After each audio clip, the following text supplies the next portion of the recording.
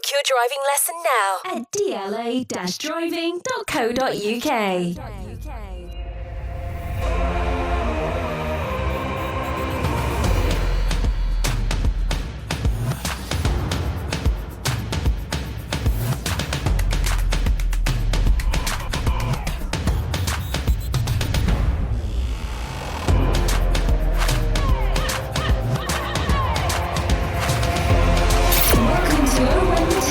Sponsored by DLA Driving School. Hello and welcome to Owen the Town. I'm Luke Gregory and here's what's coming up today. For performance away at Sheffield United sees Luton leave the city with 0 points. Today we'll be discussing that game in more detail. Why did it go so wrong in that second half? Because the first half was kind of promising, the second not so much. We'll be discussing that today. And also, Peter Kioso finally recalled. We've spoken about this on the podcast for a while. He's back in the Luton squad. He's played the last couple of games. We'll be discussing him today. And some Instagram questions and plenty more. And tonight, I'm joined by Dave and Bataro. And also, we've got little Roman on the podcast. Hey, guys. Hey, Millie Bataro. Hello, you're all right? It's good. Before we move forward, obviously, we're not all together tonight. And that's because I'm currently positive with COVID. So I've decided to put myself up here in Kenilworth Road in the main stand. But you guys, Dave's rocking it from the studio or kitchen. I feel like I'm on my own tonight, boys. Yeah, you can tell Dave's by himself because you can see the kitchen's an absolute state, with all due respect. And Bataro, introduce us, mate. Well, as we obviously found out last week before, whenever it was, this little man came about. Actually, no, last month, we'll go with that. But he's currently sort of trying to fight a little bit of sleep, so I won't keep on here too long. But he just went to say hello, didn't you, boy? Go on, please say something. There you go. But yeah, obviously here's the big little man. There he is. Look at that. And he's massive. Centre forward. So he's got a Luton kit already, though, hasn't he, mate? So he has, yeah. But it's currently a bit too big for the moment. I did try and get him into it, but you know, pretty fall off him, and we don't want to see that, do we, mate? That little thing down there. Well, I'm glad I bet he's glad he didn't see the second half performance on Saturday. Sheffield United 2, Luton 0. I was kind of gutted because I was so looking forward to this game. It was like the one game I'd earmarked at the start of the season as one I wanted to get to. Tested positive on Friday, obviously couldn't go. But let's get some 3-word reviews of Sheffield United 2, Luton 0. Mark says, poor all areas. Danny says, why bench Adebayo? Liz, room for improvement. Neville says, second half implosion. Ronan says, home fans light show. Sure. Adds 15-minute madness. Ian says, just a blip. Joe says 6 from 9. Mike, Stonewall, red card. It kind of all happened in that second half, guys, didn't it? But reality of it is 0 points away at Sheffield United. After a good week, we can't be too disheartened, really, can we? No, I don't think we could be too disheartened. It was just a disappointing performance overall. Definitely room for improvement. Let's not talk about the second half too much because I agree with Neville. Second half implosion, and what the bloody hell were they doing with those torchlights? What disgraceful, wasn't it? What we weren't a bloody. Horrendous. I think you shouted out at one time, Bataro, we're not a Little Mix concert. I think it's. I don't know why you. Yeah, something like that. Girls, a Little Mix, Spice Girls, something like that. I have no idea. But yeah, it was just rifle, wasn't it? When that sort of stuff happens, you need to sort of just go home.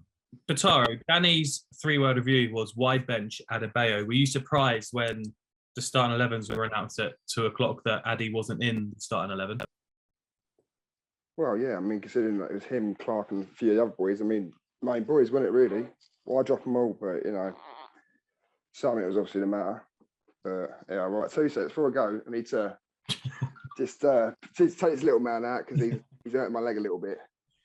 Dave, with Adebayo starting on the bench, do you think that was down to maybe just giving him a bit of a rest because he has been at it for the last 2 games? I think when the team was announced, I was quite surprised he wasn't playing because he's our star striker at the moment. But you can understand the amount of games we've had and the amount of time he's played, and he gives his all on the pitch all of the time. So I can see why Nathan Jones done it, but you know, it didn't work out, did it? That's the issue. If it had worked out, it'd have been a stroke of genius. It didn't. Adebayo might have been,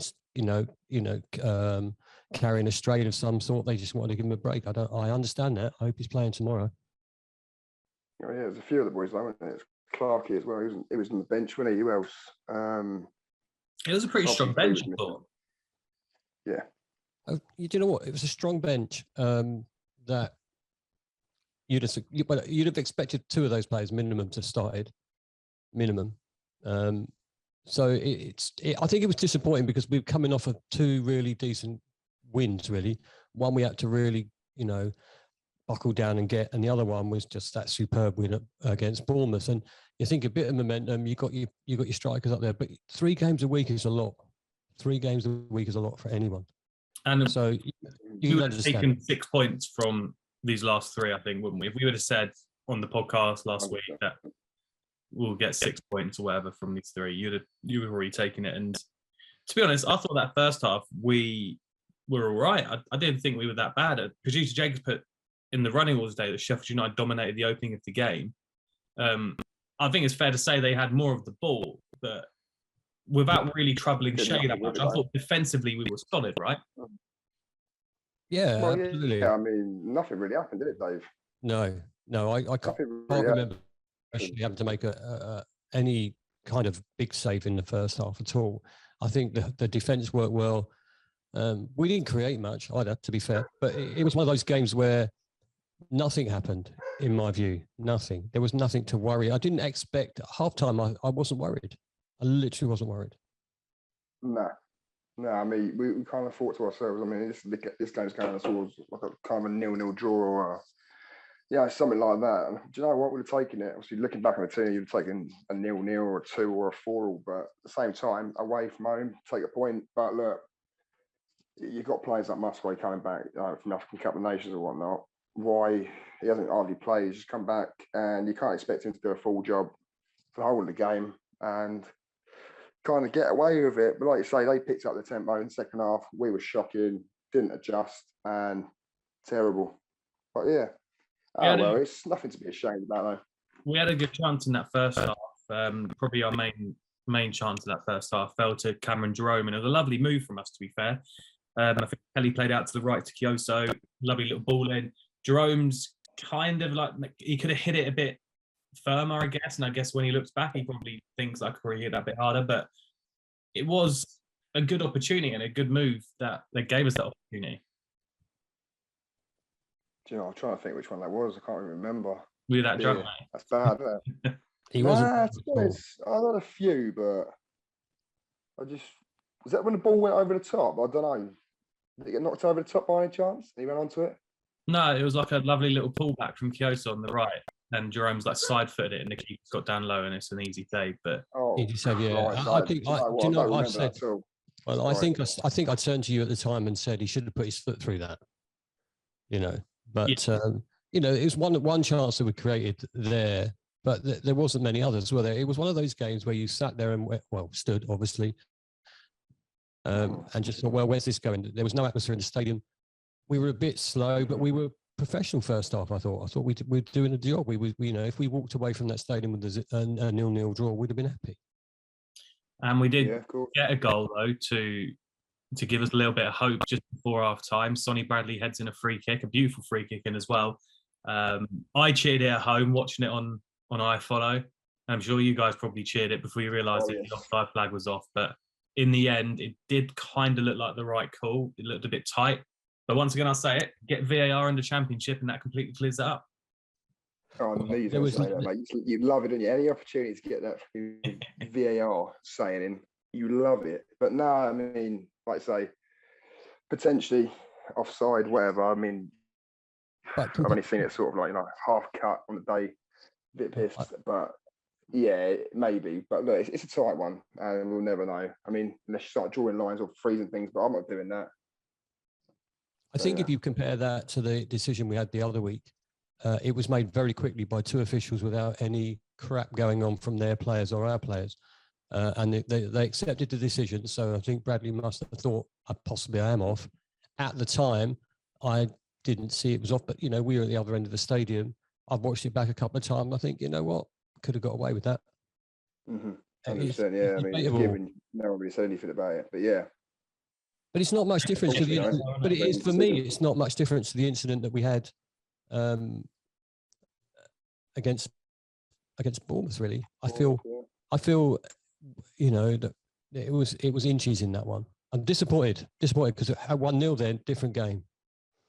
Yeah, definitely. And for me, I think VAR needs to be introduced to the Championship. I know it's not.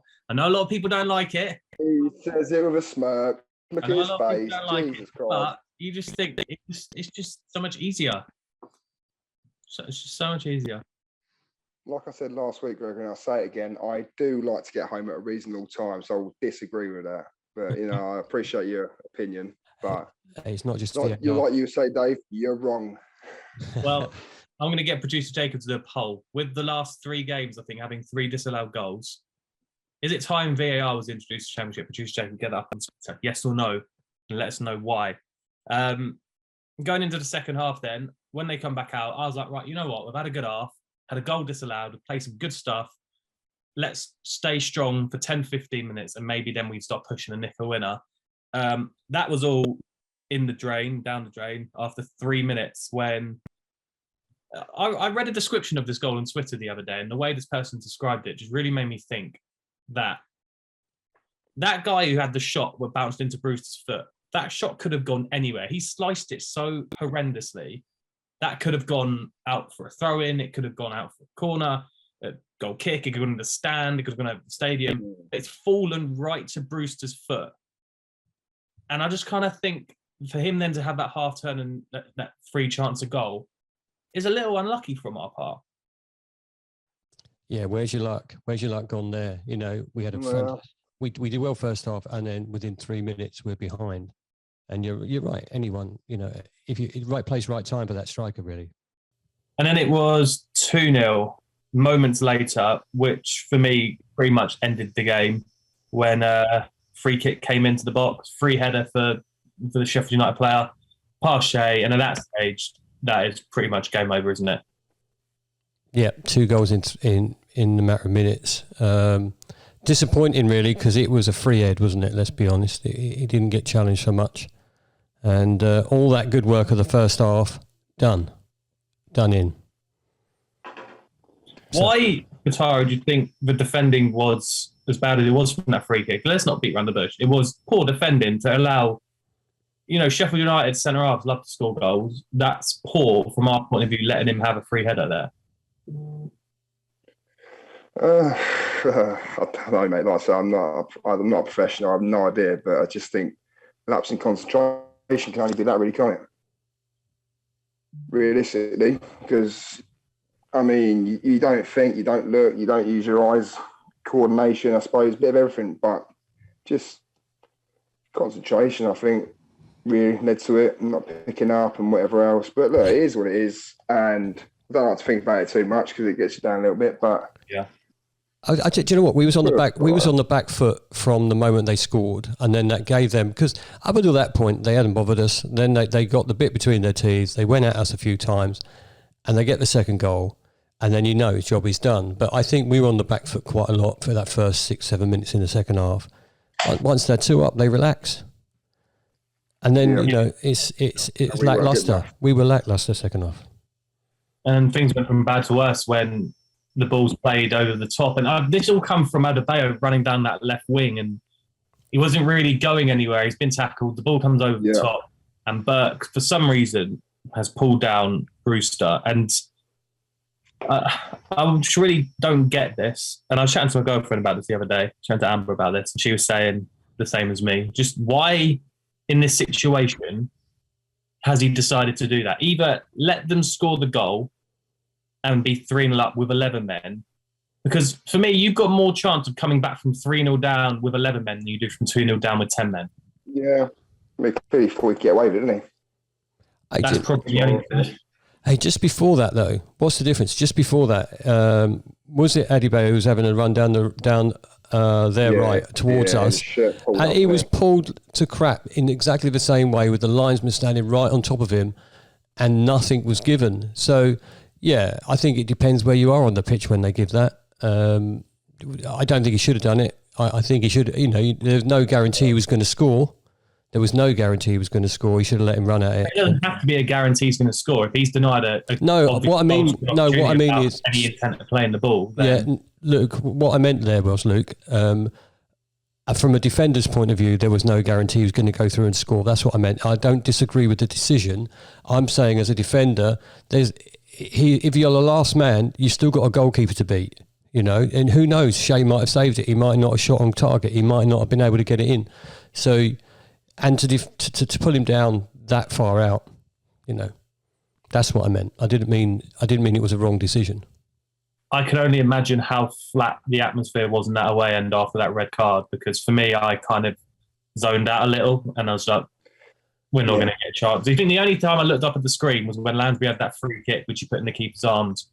But apart from that after that, it was just gone, weren't it? It was just spot on there. Flat was a key word the whole afternoon. Flat. Shite maybe as well. But yeah, it was very flat. And I think even from the Sheffield United point of view, it was terrible. They weren't great, but we made them look, well, on paper, half decent, I suppose, but they weren't great either. But look, these things happen, onwards and upwards, but I'm sure that'd be a little blip for us. I mean, on to, tomorrow night now, or tonight if you're listening, most probably going out on a Tuesday morning, but we'll be fine, mate. Full strength back. Won't be a problem. I think you'll find that the Luton fans made more noise than the whole of the Sheffield United fans, apart from when Sheffield scored. That's about it. It was a really bloody torch up, wasn't it? Yeah, as far as atmospheres goes, it's probably one of the worst I've been in ever. And it was terrible. Yeah. You'd expect a stadium that size. I thought Reading away was terrible. Yeah, but you think a stadium that size with that many people in, the atmosphere would have been rocking, but it was like they were still sitting there eating their Premier League prawn sandwiches and doing nothing more. Well, you look at the fixtures we've had, and we're on a pretty good run. We still are on a pretty good run, let's be honest. We've got some fixtures coming up where we can change it around now. We've got the 2 home fixtures in a row. Bristol City is going to be a tough game. Blackburn probably even tougher, although without Brereton Diaz, whatever his name is. We should go Ben Brereton, mate. Ben Brereton. Sort of Diaz bit. But we got chances to bounce back now. And I know some Luton... I see on Twitter all the time after a loss, I see more people moaning about people moaning than I do seeing people moan. Does that make sense? I never really see people moan. I see people moaning about people moaning. Hey, listen, if that's about right. As well, and there's always that Kioso debate as well and whatever else. I suppose people would say this back. Do you know what? I'll be honest, I ignore it most of the time. I don't even go on social media hardly ever after the game because I'm just fed up of seeing it. Look at where we are. Look how good we've done this season. Look what the prospect is. We win against Bristol. I think we can go up to 9th on that area. Look where we are. Why are people moaning? Yeah, listen, we was all disappointed. We made a bit of a trip and, we didn't get anything out of it. And the game wasn't that entertaining. However, look where we are. Why are we moaning? Yeah. Well, let's move on to today's player focus. The guy was recalled from Milton Keynes last week. He's played 2 games in a row. He's done all right. Peter Kioso. Let's have a little chat about him. Sorry, what did you make of Peter Kioso against Sheffield United and Reading? Well, before against Reading, he was solid. Very solid indeed. Very solid indeed. But no, I mean, to be honest, I didn't see him put anything foot wrong. I think I'm very tired. I'm half asleep here. But no, no one really stood out against Sheffield United. I say he had a couple of hairy moments, but apart from that, I've been, I wouldn't say he's majorly stood out as one of the better performers, but he's done a job, and I'm happy with it overall. What about you boys? Milton Keynes were very happy with him, and they were devastated to lose him. That's the first thing. He got some good game time there. Maybe get up to speed with the championship. That would be better. I think still a lot more potential he needs to show. You say no one really stood out. Maybe Sonny on Saturday, but no one really stood out. Well, so it's hard to judge him on that game. And he did a good job against Reading. So yeah, it's exciting to have prospects, isn't it? And this guy's certainly one of them. We all know what he can do as well. So it's I think after 2 games we can't really think, oh yeah, amazing, all this and that. But We know what kind of player he is. I would But, say, you know, sorry, I you would can't say, forget about James Brew. I would say ask again after he's played 4 or 5 games, and just see how he settles in. Because again, you know, although he's a Luton player, he hasn't been part of the team for a while, so you know that might make a difference. But he's got really good potential, I think. Well, there's every chance as well that with the injuries we've got at the moment, and obviously the suspensions, could he slot in maybe at centre half against Bristol City tonight? Yeah. Or if Bree's coming back Well, in, I was going to say, is Bree coming back though? Well, who knows? Well, yeah, I mean, with Burke obviously being out, I mean, I can't see it. I mean, we see it against, who was it earlier in the season when Kioso, I think, made his debut. Or not his debut, should I say, but his first appearance of the season. Say who was against, sorry? Barnsley. Barnsley. But yeah, he did all right. I say he did a good job against Barnsley, if I recall, as well. But yeah, no, look, we know what he can do. But I'd like to see him a bit more. So I don't want to see him go back to Milton Keynes because, well, I don't want to see him do well for them. Let's face it, shit club, but anyway. But yeah, no, look, why not? Slot him into a 3 if we can. And I'll be honest, I think we've got more than enough to beat Bristol City anyway, without sounding like an arse. But I think we've got enough. Either way. Well, I hope that doesn't come back to bite you. I sort of agree.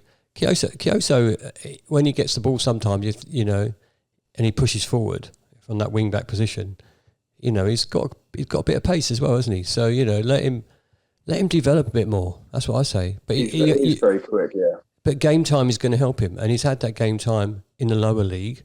He now just needs to get that game time in this league and see whether or not he can step up to the mark. Well, I'm sure he can step up as well. Well, this is what you guys said about Peter Kioso after his last 2 performances. Rob says he's good in the air, really positive going forward, and has a delivery on him as well. Not sure about his defending when people are running at him. Time will tell. All in all, pretty solid. I thought Peter Kioso was raved about for his one-on-one defending when he was at Hartlepool back in the day. I think he's a decent defender, to be honest. I mean, like I say, if you see it at a championship level, it could be completely different kettle of fish. But look, he's done it like Bolton and obviously, say Hartlepool in the National League, and obviously with them fuckers down the road. So yeah, we know what he can do. I'm sure you've seen highlights of him. We know he can defend. Jamie says really solid. Feel he offers more physicality than Bree does. He's an aggressive player. To more so than Bree. Think it's much like the Sluga situation. We have 2 players in that position who are arguably number ones in their position. That's a good point. Can't really argue that, can you? No, that's a good point. That's a good point. And then how do you reintroduce the one that's not playing? You know, if you're vying for it, what does that person have to do so badly that he loses his place, or if he's injured? Yeah, but, you know, like we said already, though, we've had 3 games a week. You never know; they might be switching between them. Who knows? But no, like you say, you can't offload Bree out of that position. I mean, Bree's done a fantastic job all season, and look where we are with him in the team as well. Obviously, I'm not saying it's just him, but you know, collective. But no, I mean, look, either way, either one or 2. But look, Bree, for me, that sounds a bit weird, doesn't it? Richard says solid but unremarkable, probably controversial, but I think Bree gives more at the moment. Kioso's better in the air though. Definitely has potential, and it's a bit harsh to judge him as he's spent the last few months in League One. I just said that. That was, you know, I slightly agree with Richard there as well. You know, give him a few more games, see how he's in a few weeks' time. I do feel Kioso is slightly more athletic though than Bree. That's what I'm getting from that. I don't disagree with that, to be honest. But like I say, Bree is, you know, you can't dismiss him. Whatever happens, even if Kioso has, you know, a stormy game tomorrow night, he plays and gets an assist and the goal. But look, if he does that, at the moment, I still want Bree because Bree doesn't deserve to lose his place. So. True. Paul says Kioso has been decent, no more, no less. Got lots of potential. Still finding his feet at this level, which is understandable. Hasn't done enough to displace Bree, the first choice right back, which is pretty much what you've just said. Yeah. Jason says he's decent, got forward well in both games, and either had an attempt on goal or created a chance. Will provide healthy competition for Bree and improve the squad. And I think that's what we've said. And we said this a couple of months ago when we were talking about recalling Bree, and people said, well, why are we even talking about that? It's a bit. we needed that competition for Bree because otherwise was the guaranteed name of the team sheet every week because we only had one right back. Yeah. Yeah, Well, and that's always healthy to compete, isn't it? That's true. Yeah, it's competition is good. Competition is good for that. So big game against Really, Bristol City and a big game against Blackburn coming up. And I guess we'll sit here and go, do we take 4 points from the next two? Do we take 3 points? 6. Aim for 6. Aim for 6 and be satisfied with 4. Yeah. As long as just tomorrow, please just do not lose that game tomorrow night. In fact, don't even get a point, just get a win because I've seen Bristol and I just don't like them. They just bore me. They're a shit team to watch. Sorry. After that game last time, we absolutely pumped them for about 50 minutes and got a late equaliser through Danny Hilton. Jesus. I think that's the most sort of like soul-sucking thing I've seen all season. Should have absolutely obliterated them. So I think tomorrow night it's going to happen. We're going for a 6-0. I think the disappointment will come if we don't get enough points out of those two fixtures. I don't mind which way it comes as long as we don't lose and we get at least one win. The disappointment for me will be if my COVID test comes back positive tomorrow morning and I can't go to 30. But we'll find out. Right, it'll be fine. You look all right, to be honest. I mean, you're still ugly, but you look all right. I feel all right, to be fair, but I'll do what you got to do, ain't you? Let's get on to some Instagram questions to end today. I only got a couple. Gary says, do we need backup to Adebayo? Do you reckon we do now? Because obviously it seems like without Cornick, we're just going between Jerome and Adebayo, and it might be nice to have a bit of extra. If you want to play a 2, 100%. I mean, it's all right when you're playing a 1, but you can get away with it. Obviously, you've got full fit strikers, but in a 2, I don't get it wrong. Jerome's done well here.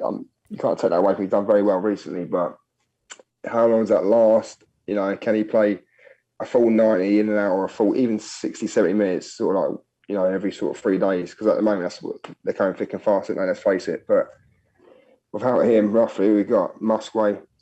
He's, you know, I think he's still got a lot more to do himself, but I'm not saying, not dismissing him as a good player, but a lot more to do. But, you know, Addy and Cornick, they're 2 you look at and you think, yeah, with them, any of those 2 in the team, there's goals. So, you know, I hate to say it, but sometimes you look at Jerome and you look at Musgrave, I don't really see a lot of goals in there. So, yeah, potentially, but look, like you say, a hard strike. But look, if you've got people chipping with goals in the midfield area as well, I think we'll be fine. But yeah, I'd like a little replacement for him. And not a replacement, you know what I mean, backup, because we need to keep him as well. Keep saying it, but yeah. Well, obviously, this time next week's going to be transfer deadline day, so it might be an interesting one. It might be a late one for us, and hopefully we get a few new faces in that improve the squad. Probably a loan. Well, if the loan helps, let's do a loan. Yeah. Let's do. I like this one from James. He says, "Who's the one ex-player that you thought wasn't talked about enough?" I hate questions like this. Ex-player. Yeah, maybe a player that, I don't know, that we look back on as someone who was maybe a little underrated, maybe wasn't given enough credit. You see, and the reason you can't say one is because he weren't talked about enough. That's why you can't pick it out. I find that a really difficult question. I should have read the notes before we started. I mean, I always go back to one player that I used to look at in the conference. Obviously, conference football, yeah, whatever. But obviously, we grew up watching that, unfortunately. But Jonathan Smith, I don't think he gets talked about enough nowadays, and how we get out of the league, and see John Steele come in and whatever else. Guy was, absolute tank, mate, workhorse. I keep referring to Alan Campbell, a bit of a Jonathan Smith or whatever, but you liken him to him slightly. It's a fair shout. shout. Doesn't he? That's a fair shout. I also just think anyone in our first season back in the Football League, I think you just got to look at it. They all put in such a tremendous shift to keep us. I know we weren't threatening from relegation, but to come up from the conference and comfortably stay up in League Two and push to the playoffs that year. The likes of Matty Robinson, I just think they all played such a part in us getting to where we are today that maybe players like them we should be talking about more. Going, you know what? They did well for us when they're at the club, and they moved on with no like bad blood or anything. We just outgrew them. I'm going to go Matty Yeah. Robinson. Another good shout. Mate, Robertson. Mate. Another one's Luke Guttridge as well. Luke Guttridge, exactly. Ratings for him. Yeah, ratings. Well, that's actually a good one to put to you guys. What do you think? Who do you think is the one ex-player that you thought wasn't talked about enough? Producer Jacob will get the tweet up as well. Go tweet us at Over in the Town. And we'll end on this one from Ross. He says, it's not really a question, but I found this fact hilarious. Watford are looking for their 15th permanent manager since 2012-13, which is only 3 fewer than West Ham have had in their entire history. Seriously? Wow. Mental, isn't it? Well, first off, you know, I heard that discussion on Talk Sport on Sunday morning with your Brentford lady. I can't remember her name, mate. And they were saying that, well, Brentford got a model. Watford have got a model, and they're following their model. And I'm thinking, you get you get 10 games, and you get kicked out if you don't win 10 games. You know, it's ridiculous. How do you expect a team to function properly if you have 3 managers in as many months? You know, it's ridiculous. So I find that fact unbelievable, but I'm going to go double check it. Well, it's embarrassing. No, to be honest, as a club, they're embarrassing. So fuck them. We ain't gonna talk about them. See what you should do, Bataro. Just think of this, right? What you should do is just put in your application, go get the job. Fuck it. Oh, sorry, that's me swearing for once. Absolutely muck it up, and then get sacked and live off the extras, fella. Yeah, exactly. I mean, how much are they paying? I mean, well, you can let me know how much they're paying. Whatever. I'll go in there and I find I'll sign a couple of players in January, and then I'll probably give them about 400k a week. You know, on the sly, bung a few things in there, and then cook up the wage bill, fair play, and off you go. 20 points. Could I just say though, I find it absolutely amazing that their fans are happy about it. Their fans, I mean, how blessed are we that we've got a good board and, absolute fans that run the club compared to the shambles that are running theirs. And they're happy with that. They're happy with the fact they're in the Premier League with no sustainability really and no foundations. Like, are they all happy? Because I imagine, I don't want to turn this into a Watford debate, but I imagine there's some that are looking at it going, what are they doing?